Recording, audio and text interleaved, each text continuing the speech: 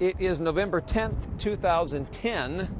Purely by chance, this happens to be the very first day that the all-new Chevy Volt is rolling off the production lines in Detroit. And check it out. We get a little sneak preview. General Motors is betting that this is the future, at least for now. All-electric drivetrain with a gasoline engine that serves only as a generator when the batteries run out of juice. Very hard to say what the miles per gallon is because the first 25 to 50 miles of every drive are courtesy of the plug in the wall. $41,000, but they quickly point out that you'll get $7,500 back thanks to a federal tax credit. Do the numbers make sense? Well, time will tell how many of us are willing to plonk down that kind of money for an economy car. Oh, hey, check it out. We're just looking at the back. That GM calls the most technologically advanced vehicle in the world.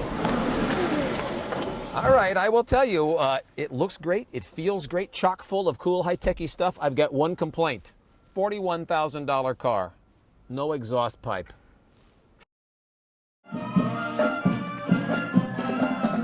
It's wet. It's cold, but it's always cold out here. This is how Elk Grove gets its holiday on. This parade of lights is what people do in this town every year just after Thanksgiving since the 1990s. Elk Grove's hometown, and that's what we like about it. But this year is a little different, as a few showers dampen the festivities. But there's no Grinch here, so the weather didn't seem to change anyone's emotion. The Holiday Spectacular is a combo of the Dickens Street Fair, a parade, and is capped off with a tree lighting ceremony. For some, that combo is a family tradition you just can't miss. We made it a ritual to come over here every year and sit in front of his house. Randy is talking about a home he and his buds used to play in front of when they were kids. Now every year when this parade comes by, they're back, sitting in the front yard, just like they're teens again. Yeah, there's about 10 or 12 of us that show up and hang out on this corner every year. A wet start to the holidays in Elk Grove, but not a washout of the holiday spirit. We'll make it work, one way or the other. If it's raining, we'll have umbrellas. If it's not, then we'll wear our bikinis. Well, you see they have his size in here, right? Frank DeMarco came to the sports shop in Elk Grove to buy his son's high school letterman jacket. The store is miles from the nearest shopping center, but DeMarco knows he's getting his money's worth here. We can get custom things here.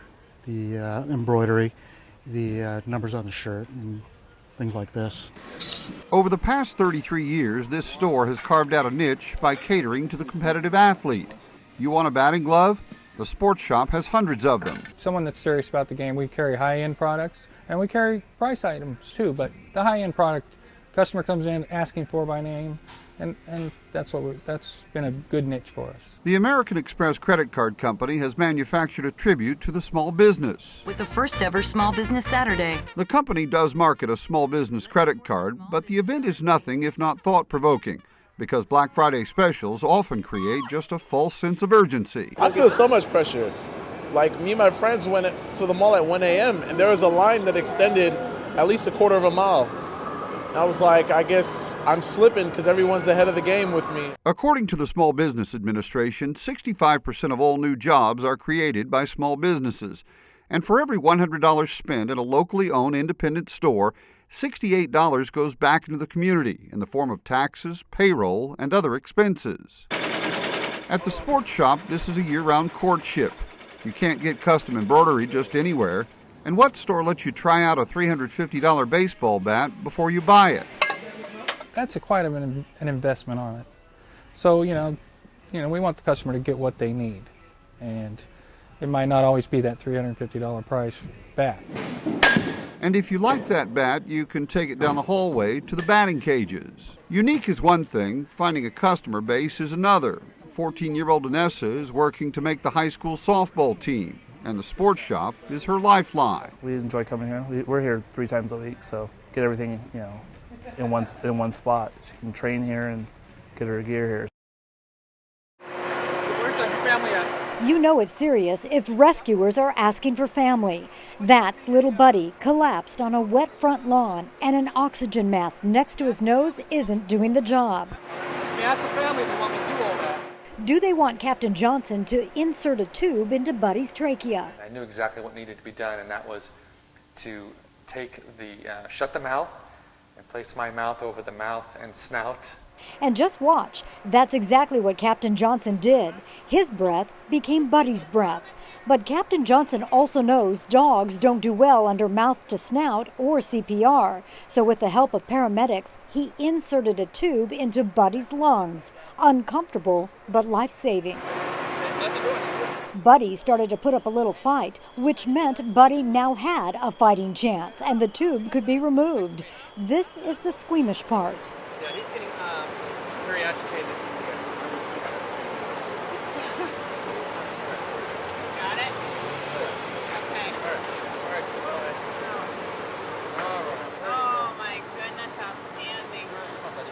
Come on, honey.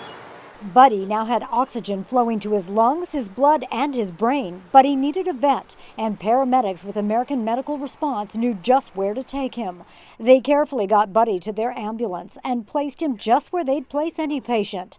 Suddenly, Captain Johnson was breathing easier too. This couldn't come at a better time. I called my wife. Last week I lost my best friend, my dog I love to death. And so it was a rough week for my family and I. A whole lot of pressure, but for this dog rescuer, the news is good. I heard from the AMR unit that transported, said he was moving around licking his lips. And so he was at the vet. And I hope he's doing good. Before this happens while driving in the rain, you need to look at the condition of your tires. Nearly 11% of vehicles on the road have at least one bald tire. With the wet weather on the horizon, people need to know that hydroplaning is caused by the wear on your tires. Bald tires are dangerous. It can lead to loss of control incidents and potentially a crash. The best way to tell if you need new tires? Simply use a penny. Insert it into the tread groove upside down. If you can see all of Lincoln's head, it's time for a new tire. CHP is urging drivers to check the tire tread and tire pressure this rainy season because they see all too many accidents that could have been prevented. They say the best way to get out of a slippery situation is let off the accelerator, let the vehicle gradually slow down. Adrian Quintero of CHP says people love to automatically hit the brakes when they are beginning to hydroplane. That is going to give you problems. Do not slam on the brakes. And then if at all possible, countersteer, try to avoid, get that vehicle pointed in that same direction you wanted it to go.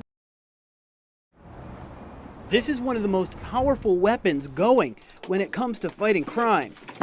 Q is a drug-sniffing German Shepherd, and she's good at her job. These are high-drive dogs. These dogs will die to get that ball. They'll die to go out and work. They want to find these things. Buck Dykes trains dogs for police officers around the country and overseas, even for the Army. Right now, Q is searching for the scent of pot. We use something like this just to put the training aid inside. But what if Prop 19 passes and pot becomes legal? They will say you don't have probable cause because the strongest indicator for the dog, without question, because we're talking about sensory. We're talking about dog sniffing. The marijuana odor is much stronger than that of anything else. When Q sits like that, it means she's found something. So if 19 passes, what's to stop a drug runner from carrying pot too and claiming the dog didn't detect anything illegal? Yeah, there will be some retraining involved. Dykes says it will take anywhere from a week to a month to wean dogs from detecting pot, unless, of course, they get help from a higher power. The federal government's already come out and said that there's no way we're going to allow marijuana to be sold at 7-Eleven. It's not going to happen. But Q's good work will definitely be questioned in court anyway to see if it passes the sniff test.